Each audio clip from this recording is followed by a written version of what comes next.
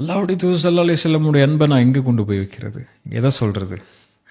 ரசூலுல்லாஹி ஸல்லல்லாஹு அலைஹி வஸல்லம் ஒரு முறை தொழுகையில் அழுகுறாங்க. இரவுடைய நேரத்தில் சொல்கிறாங்க, இப்ராஹிம் அலைஹிஸ்ஸலாமுடைய அந்த விஷயத்தை சொல்லி காட்டுறாங்க.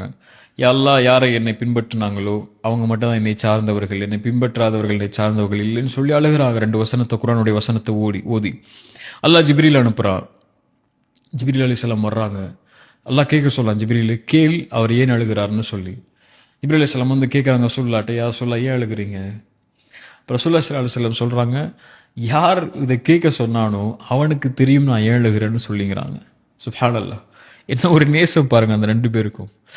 ஜிப்ரீல் அலைஹிஸ்ஸலாம் கொண்டு போய் சொல்கிறாங்க, யா அல்லாஹ் நான் கேட்டேன், யா அல்லாஹ் அவர் சொல்கிறாரு நீ உனக்கு தெரியும்னு சொல்லி, நீ தானே கேட்க சொன்ன, உனக்கு தெரியும்னு சொல்லி.